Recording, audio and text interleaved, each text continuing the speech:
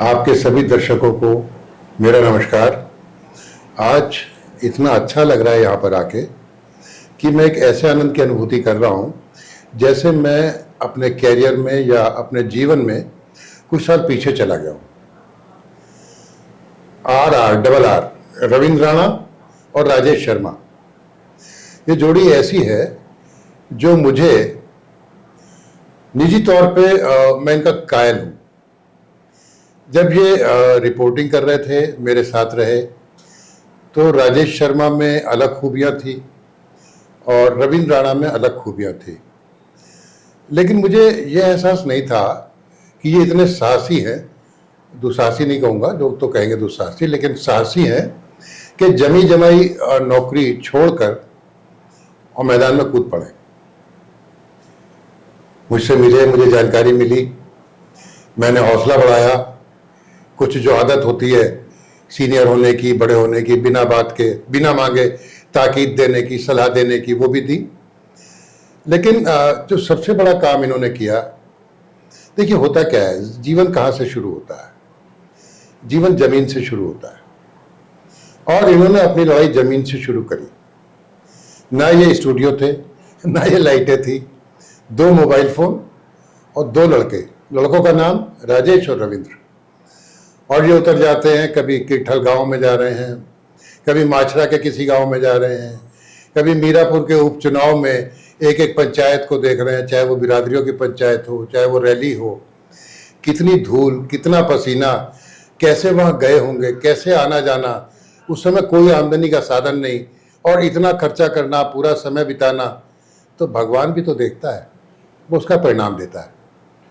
उसने परिणाम देना शुरू किए तो हौसला बढ़ता गया, हौसला बढ़ता गया तो लोग जुड़ते गए, लोग जुड़ते गए तो कारवा बनता गया, और कारवा बनता गया तो फिर उसने नए मुकाम हासिल किए।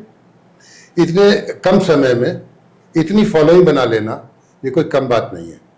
और इलाके में अगर आपको चलते हुए ऑटो रिक्शा वाला या पार्क में काम करता हुआ आदमी रुक कर देखने लगे और कहने लगे आप तो वही हैं जो जिसका चैनल चलता है, तो ये कोई कम उपलब्धि नहीं होती। यानी आप जमीन से उठे और जमीन तक फिर पहुंचे, जमीन के आदमियों से मिले और जमीन के आदमी आपको पसंद कर रहे हैं।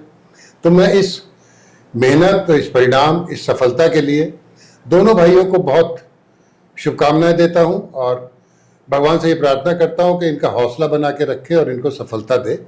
हम लोग तो, चाहे हम हो, नीरज कांत राही हो, राजेंद्र सिंह जी हो, सब लोग मेरे ख्याल से एक परिवार हैं। हम उम्र को छोड़ दें, अनुभव को छोड़ दें, तो मुझे लगता है कि कहीं भी कोई भी रहा होगी तो सब साथ निकल पड़ेंगे। और इन दोनों का साथ देने के लिए तो कभी भी, किसी भी समय मुझे कोई संकोच नहीं होगा। जहाँ तक बात रही पत्रकारिता की, तो पत्रकारिता या कोई भी रोजगार हो, व्यवसाय हो, सब दिन प्रतिदिन बदलते हैं। जीवन का नियम है परिवर्तन, परिवर्तन तो अवश्यंभावी है।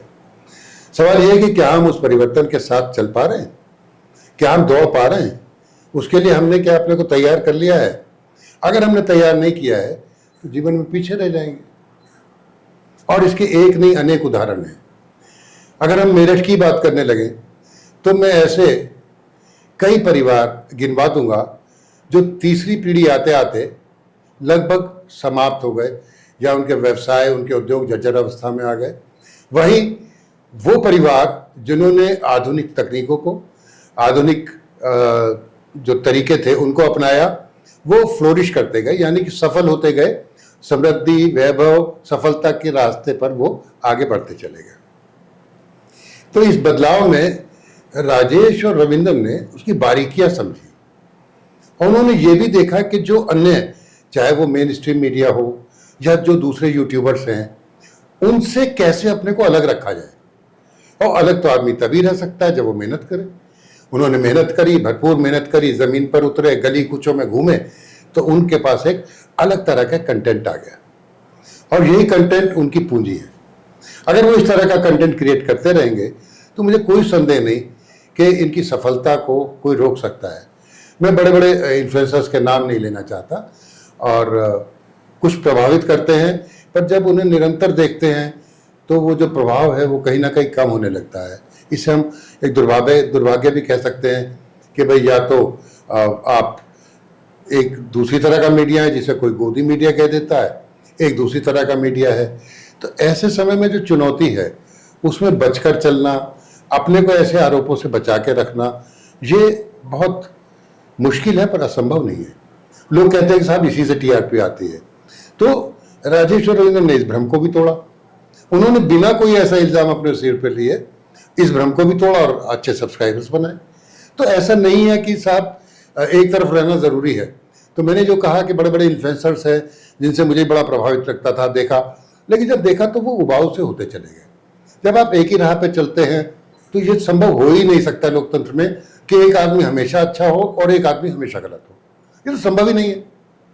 तो इस तरह की धारणाओं को हमें तोड़ना है, हमें आगे बढ़ना है। मैं कोई उपदेश नहीं दे रहा हूँ, लेकिन जो दर्शक ये देखेंगे, जो भी श्रोता इसे सुनेंगे, मैं चाहता हूँ कि हम कुछ ऐसा करें कि उनकी ज़िंदगी से हमारा कनेक्ट बने, उनकी ज़िंदगी के किसी भी पहलू को हम छू पाएँ और कुछ ऐसा कर पाएँ कि जब वो हमारी बातें सुने तो उनके चेहरे पे थोड़ी सी मुस्कुराहट आ जाए। अगर हम ऐसा कर पाने में सफल होते हैं तो हम एक सफल पत्रकार मानेंगे। पैसा भी ज़रूरी है, पैसा कमाना भी ज़रूरी है, वो एक दीगर बात है, लेकिन सबसे महत्वपूर्ण है कि हम क्या कर रहे हैं और किसके लिए कर रहे हैं। अगर हम उसमें सफल हो पाते हैं तो हम अपने को सफल मानेंगे। पत्रकारिता बदलती रही है, आगे हो सकता है और भी चुनौतियाँ आएँ। हमने और राही जी ने तो जब काम शुरू किया था तो वहाँ कंपोजिंग होती थी और एक एक लेटर को लगाते थे, फिर हम उसे प्रूफ रीडिंग की जाती थी। उसके बाद एक ज़माना आया दूसरा जिसमें ब्रोमाइड निकलने लगा, फिर वो ब्रोमाइड से पहले प्रूफ रीडिंग होती थी, फिर ब्रोमाइड जाता था। उसके बाद दूसरा आया जिसमें सी प्लेट बनती थी, अब तो सीधे जो है प्लेट बनती है, मशीन पे जाती है, छप जाती है। और अगर डिजिटल टेक्नोलॉजी की बात करें तो ये तो इतना आगे बढ़ गई है, इतना आगे बढ़ गई है कि जिसको मैं अगर पैमाना मेरे पे कोई है ही नहीं जिससे मैं माप सकूं। आज एक उदाहरण दे सकता हूं। एक घटना हुई दिल्ली में, वहाँ एक हादसा हुआ था आग लगने का। तो हमने सोचा कि पता चला कि वो बिजनौर जनपद के रहने वाले हैं, सुदूर गांव के। तो हम भी थे, रविंद्र भी बैठे थे। हमने सोचा कि भाई वहाँ के रिपोर्टर को भेजते हैं, जाके जरा उनके परिजनों से बात करें क्या क्या हालात थे, क्योंकि दिल्ली से पूरी जानकारी मिल नहीं पा रही थी।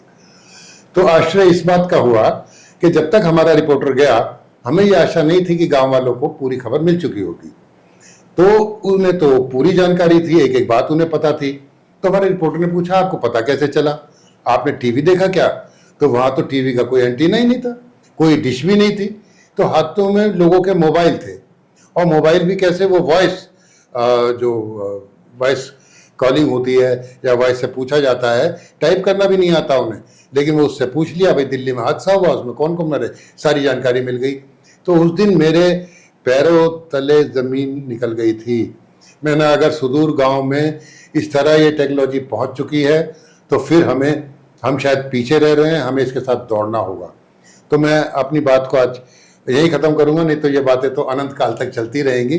रविंद्र और राजेश को पुनः शुभकामनाएं दूंगा, और ये कोशिश इनसे चाहूँगा ये करते रहें कि नई चीज़ें, ऐसी चीज़ें परोसे समाज को जिससे समाज का हित हो और जानकारी हो, उसमें सूचना ऐसी हो कि आदमी उसे ग्रहण करे तत्पर। और जो भी दुनिया में राजनीति चल रही है या मेन स्ट्रीम मीडिया पे आरोप लगते हैं, सब लगते हैं, अगर हम उससे बच के रह पाएंगे तो हम शुचिता वाली पत्रकारिता कर पाएंगे।